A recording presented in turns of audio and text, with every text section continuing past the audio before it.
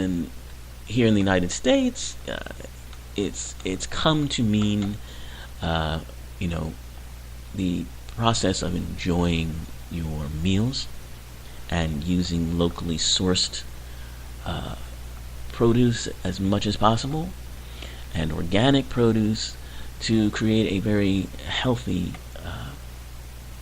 interaction with your meal.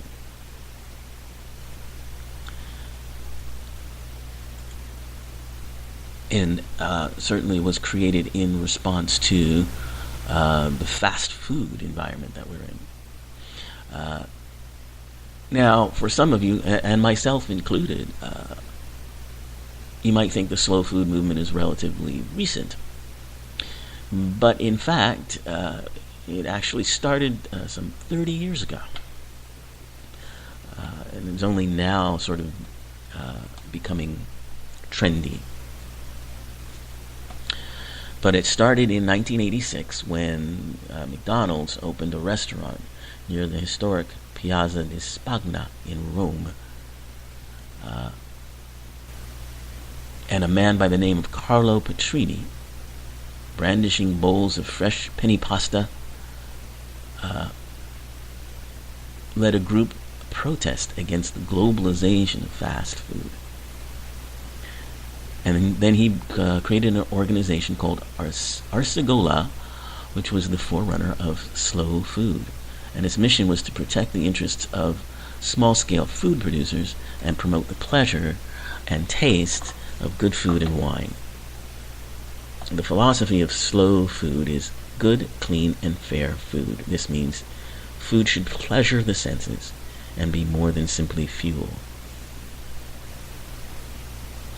It should arrive on our plates in the cleanest and most environmentally responsible way possible. Our food producers should be compensated fairly for their work. So it started in Italy as a way to protect the local farmers, kind of keep them in business, and protect them from the massive food production giants that fast food depends on.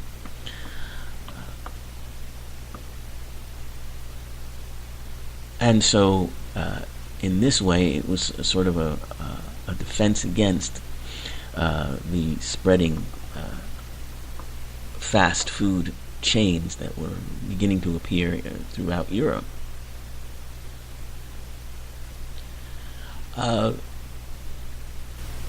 And the focus has always been on, locally grown food, prepared with care and consumed with appreciation, preserving traditions, and trying to stop the destruction of the many food flavors and varieties that natural foods bring.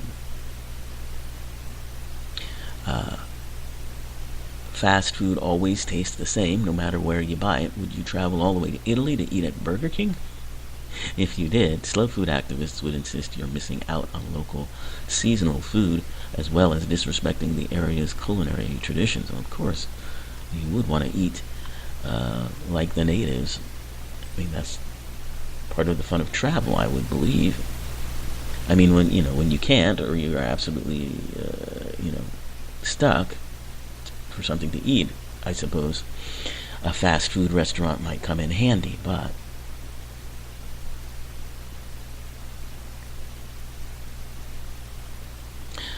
so another priority of this movement has been furthering the relationship between food producers and co-producers. Changing the name from consumer to co-producer links the farmer and the buyer and makes a passive role more active. Co-producers are encouraged to get to know and support their local farmers, cheese makers, wine makers, anyone who provides them with their locally grown cuisine. And Slow Food also works with other organizations to establish seed banks, ensuring the thousands of varieties of plants around the world won't die out due to globalization, disease, or disaster. Now, as it's come to American shores and has come to, neighborhoods uh, and towns around the country, the emphasis has been on locally grown food, and quite often you're seeing more and more of that in supermarkets like Whole Foods markets. And of course, organic foods. You see signs saying organic, vegetables, organic this, organic that. Unfortunately, the term organic seems to somehow have given license to the producers of these foods, or basically the marketers of these foods, charging up to 2 times and more the cost. So if you're someone who doesn't happen to have a lot of money, if you live in lower income areas where access to that kind of food is scarce, then you're going to have a hard time getting involved with this movement. It seems to be, of course, for more upscale people who can afford to buy organic foods and locally grown foods that probably are a bit more expensive, and they live in areas where they can find them. So part of the movement is to bring availability of these foods to everyone, universally. And that's been a focus of the work of Miss Alice Louise Waters, who is a chef and a restaurateur, and the vice president now of the Slow Food group. And her focus is to serve as a public policy advocate for such things as school lunch reform and universal access to healthy organic foods, and the impact of her work in organic food and nutrition. People like Michelle Obama, who when she was in the White House touted organic vegetable gardens and created one for the White House, is certainly an adherent to the slow food movement and the work of Ms. Waters. So, but this movement isn't just in the United States, though; it's around the world, and many communities are getting involved in it.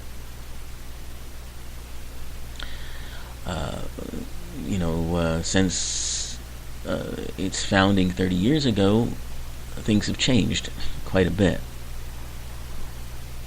And so has the movement. Which has become very global. And there's urgent and complex challenges that are coming up, particularly with the things that are going on in the world, with global warming, with availability of these foods. And so lots of actions and campaigns are necessary, and there's plenty of them. If you're interested in learning more about them and becoming involved in them, I would encourage you to do so. I will post the website slowfood.com, which gives you articles about the different activities that are going on and places where you could get involved if you would like to be active in this movement. A lot of their focus, particularly in countries around the world, is bringing people together, because slow food movement can't hope to influence and change the food system and everything that derives from it, while remaining isolated and even fearful of contamination and intermingling. So it's essential to bring different paths together and listen to voices from near and far.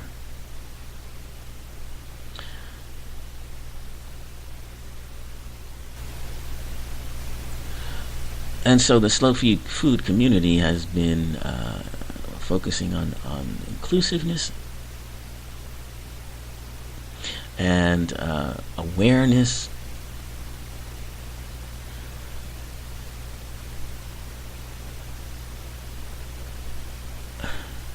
and many other things that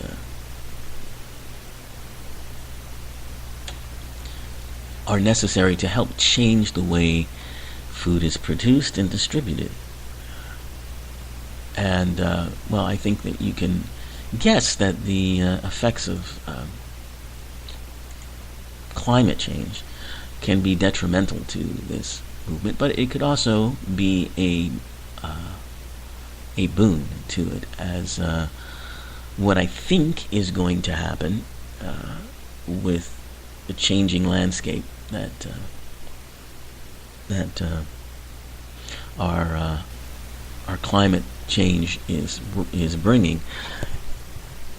These massive industries, these massive farms,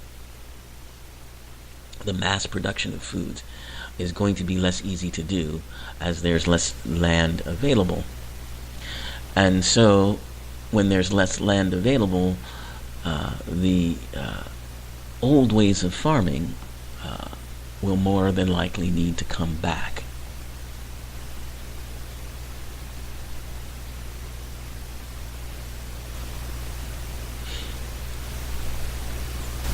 So that is a lot of information on the slow food movement. Again, I'll post this on the website, H. Wilkinson Media on Facebook, and you can check it out for yourself. Now on to another movement, the movement of forest therapy. Forest therapy is something that originated in Japan, and it's basically what it sounds like. It's spending time in the woods as an antidote to the sometimes jarring sounds, sights, and smells of city life. For sure. It is one of the best ways to really regain your sense of health. And obviously you can do something like that on your own if you have, forests available, but a more organized version of forest therapy has now been introduced in the United States. The Association of Nature and Forest Therapy Guides and Programs, which was founded in 2012, is now training forest therapy guides and hopes to raise awareness of the benefits among healthcare professionals. Programs are being established nationwide. As you note, forest therapy originated in Japan, where researchers have been studying its physiological impacts for many years. It appears that forest therapy does have measurable health benefits. For example, it can lower levels of salivary cortisol, the hormone that rises when we're under stress.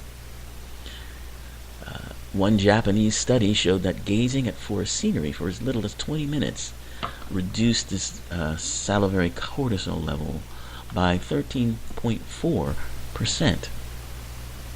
It can also lower blood pressure and heart rate and trigger a dramatic increase in the activity of natural killer cells produced by the immune system to ward off infection and fight cancer. Because as you know, if you have been listening to the show, we've talked about how stress triggers the fight or flight response, which shuts down effectively the immune system. Because when you are stressed, your body perceives imminent danger. And so by perceiving that, it immediately shuts down to provide as much energy into staying alive, if you will. And so that takes away from the immune system that might normally be working to help you